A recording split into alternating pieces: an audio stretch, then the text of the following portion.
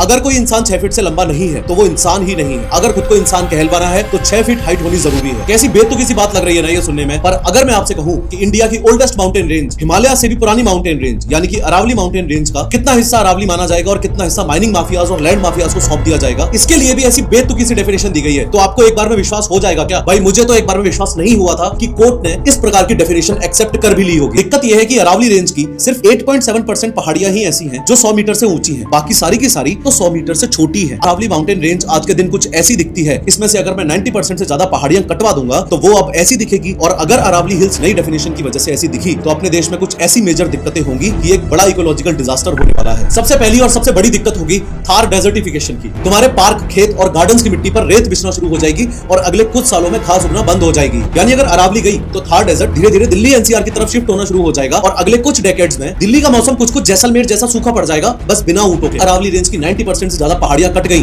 तो wild life का क्या होगा? इस बात को हल्के में लेना बहुत बड़ी बेवकूफी है कि इस 100 मीटर हाइट रूल की वजह से कितना बड़ा वाटर क्राइसिस आएगा। सबसे बड़ी प्रॉब्लम यह होगी कि दिल्ली एनसीआर में पॉल्यूशन बुरी तरह बढ़ने लगेगा। मोरओवर इन सभी मेजर प्रॉब्लम्स के अलावा ना जाने कितनी और ऐसी दिक्कतें होने वाली हैं जो हम सभी को खतरे में डालेंगी, जैसे टेम्परेचर प्रॉब्लम, जैसे मैन एनिमल कॉन्फ्लिक्ट प्रॉब्लम, जैसे फूड चेन प्रॉब्लम, जैसे इरिवर्सिबल बायोडाइवर्सिटी लॉस प्रॉब्लम, जैसे एग्रीकल्चर फेलियर प्रॉब्लम, जैसे आखिरी और सबसे बड़ी प्रॉब्लम होगी कि we will reach a permanent ecological point of no return. देखो इतना तो मैं मान के चल रहा हूं कि अगर तुमने ये वीडियो यहां तक देख ली है तो तुम लोगों को इतनी बेसिक बात तो समझ आ गई है कि ये नया 100 मीटर हाइट रूल असल में एक लाइसेंस है बर्बादी का। क्योंकि भले ही सुप्रीम कोर्ट ने फिलहाल अपने फैसले में ये भी बोला हो कि नए माइनिंग लाइसेंसेस ग्रांट नहीं किए जाएंगे जब तक एक प्लान अच्छे से तैयार नहीं हो जाता, लेकिन ओवरऑल लॉजिक ये लगाया गया है कि अगर कोई पहाड़ 100 मीटर से छोटा है तो वो अरावली माउंटेन रेंजेस में कैलकुलेट नहीं होगा।